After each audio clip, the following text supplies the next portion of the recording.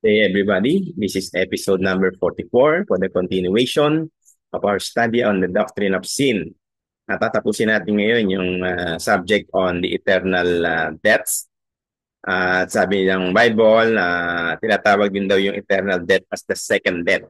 So particularly in Revelation chapter 2 verse 11, saka sa book of Revelation chapter 20 verse 6. Yung second death na yun, yung talagang eternal separation from God, which is distinct from physical death. So, kung yung physical death, yung first type of death, yung second is the second death, yung eternal death, yung total separation talaga, no, between God and man. Walang salvation, wala nang pag-asa, maligtas pa yung mga nandun na sa, nagsasuffer na sa hell, no?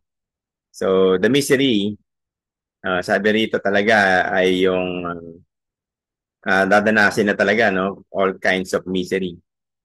Ito nga, binanggit nga nung from our past lessons, yung all such things will receive a horrendous amplification, palala ng palala, at walang hinto, walang moderation na ginawa ng Diyos dito. So, habang walang hanggang, no, kaparusahan na at kanilang daranasan. Kung merong eternal life in our Lord Jesus Christ, yung mga na-save, yung mga unsaved naman, meron namang eternal condemnation, sufferings in hell. Banggitan natin from our past lesson. First, from the horror of the receptacle, which by comparisons to the infernal regions, ito yung terminology regarding hell, yung prison, the abyss, o yung bottomless pit, full of sulfur, darkness, no? Scripture represents, however, with difficulty. There's a Matthew 22:13, Revelations 20, verse 1. Then from the unceasing and uninterrupted duration and suffering in hell, ng mga hindi naligtas na mga tao. Mga unrepentant, hindi nagsisi ng kasalanan. For all eternity, without any moderation. Ito na naman ako, no? Yung without any moderation sa Revelation chapter 14, verse 11. So, yung last subject sa ating study na ito regarding the doctrine of sin, yung this state of sin. Ano ba yung kalagayan ngayon ng mga taong nandun sa kasalanan? At lalo na sa mga hindi naliligtas, no? That misery, no? Yung form of misery, magiging miserable yung kanilang mga buhay, miserable ang buhay ng mga tao na patuloy na nandoon sa paggawa ng kasalanan, no?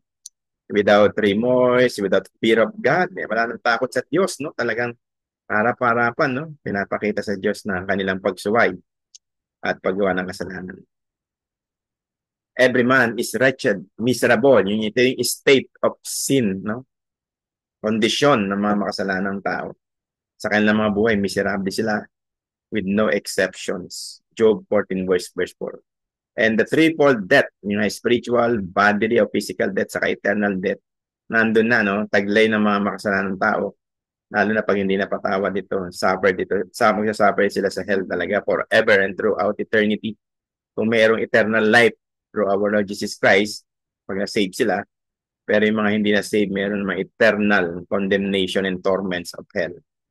Romans 5:12, because of sin, all men, no, became sinners before the sight of God and judged, no, and would suffer spiritual, physical, and eternal death. The whole man is wretched according to his totality, total, na meron total talagang wretchedness, miserable life in both body and soul. And finally, and lang physical body, no, sa kanilang kaluluwa. The whole man, no, body and soul, ay miserable. It is misery of every kind. Lahat ng klaseng miserable, ano, status, state of sin, no, nandito na. To which we are all liable by nature. And sa pagsuway ng mga tao, talaga nilabag nila yung kautusan ng Diyos. Nakikita yan, no? Yung in-incur yung lahat ng curses, penalty, tatasumpa, sakit, karamdaman, poverty, kagutuman, all kinds, no, of misery, hardships, and difficulties in life. Makikita yun sa Leviticus, napakarami nun. Sa chapter 26, verses 14, basahin natin sa ating mga Bible, no? Yung Deuteronomy, chapter 28, verses 15 and following verses. Yung mga curses na natanggap ng mga taong makasalanan na lumabag sa kautusan ng Diyos. Pinakita na rin yung lahat ng klase ng sumpa. Sakit, karamdaman, kamatayan, no? Paghihirap, galit, poot, no? Away, at anumang klase ng mga sumpa, no? Curses because of their sin, disobedience to God. Makikita yun sa Deuteronomy chapter 20 verses 15 and following. Pag-aralan po natin yan, no, sa ating mga tahanan as we continue with our Bible study. And that which immeasurably magnifies our misery. We do not acknowledge it. We do not feel it. In fact, while in such great misery, we flatter and applaud ourselves. Sa Revelations 3:17 to 18, Luke 18:11 to 12, Luke 16:5, Luke 16:15, makikita yun, no? Alam na ang paggawa ng kasalanan ay masama talaga. Of course, may judgment, may condemnation, may miserable experiences, mayroong curses. Sinabi na nga doon sa Leviticus, saka sa Deuteronomy kanina, tuloy pa rin sa paggawa ng kasalanan ng mga tao. Walang hinto, walang humpay, no? Walang takot sa Diyos. They cannot repent, no? So, judgment talaga, no? Ang lalasap.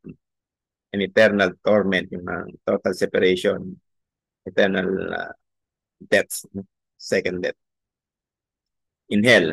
We cannot deliver ourselves. Of course, only God can deliver us from that misery, from that state of sin. Only God can save us, save our body and soul from hell. Only God can do that if we would surrender our life. Sa lahat po ng mga nakatutunghay, nakaka-attend nito sa Bible study natin online, ay pwede tayo, meron pa tayong kakataon habang buhay pa physically. Of course, God is giving us chances. Our God is a compassionate God. No? Inahayaan pa niya tayo ng binibigyan pa niya tayo ng mga pagkakataon na lumapit sa kanya, magsisi ng mga kasalanan.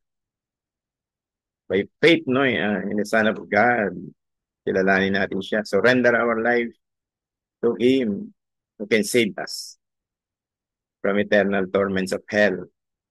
We are incapable rather of defending ourselves before the tribunal of the judge. Wala tayong kakayanang iligtas sa ating sarili. Hindi tayo pwede makatwiran sa isang hukom, sa isang korte ng Diyos. The judge, the just, the Almighty God, the righteous judge. Sabi sa Job 11:3, Psalm 130 verse 3, at saka sa Psalm 143 verse 2. We are incapable of expiating, to make amends or atone for, no? Yung atonement na aral natin last time, no? Regarding our Lord Jesus Christ, no? Sacrificial death on the cross of Calvary for the salvation of people, no? Who would believe on Him. Binigay niya na yung buong buhay niya, inalay na, no? No? Yung dumanak na yung kanyang dugo doon sa cross of Calvary. Ayaw pa rin ng taong maniwala, ayaw pa rin siyang tanggapin bilang kanilang tagapagligtas at Panginoon. They would continue rather to commit sin hanggang sa mamatay na sila, no? Nandun pa rin sa kasalanan.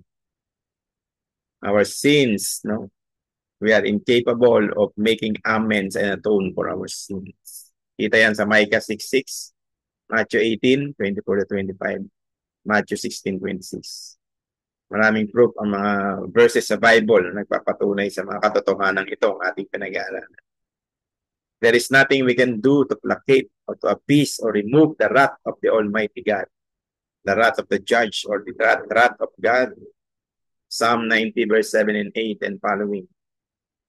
Hindi natin kaya, wala tayong kapangyarihan, kakayanan sa ating sarili para mapawi, maalis yung galit at puot ng Diyos sa kasalanan ating nagagawa. We cannot save ourselves. Only God can do that. If we would surrender our lives to our Lord Jesus Christ and accept Him, no, yung gospel of salvation, yung kanyang finished work, kanyang person, Lord and Savior, saka yung sacrificial death na ginawa niya sa cross of Calvary. At manampalataya tayo maging sa kanyang resurrection, pagkakabay na magmuli mula sa kanyang kamatayan, no? Okay, sa susunod, which is episode number 45, we will discuss naman yung state of sin, yung kalagayan naman, no? Na ipoprove patuloy in a continuation of our study on the state of sin. Kasi state of sin is miserable life. May miserableng buhay, you know, yung estado, kalagayan ng kasalanan, no? At ipoprove niya yung may mga 4 classifications si Masters dito, no? Aralin natin yan isa-isa from our next lesson. To God alone be all the glory. And thank you so much. And see you very, very soon. God bless everybody.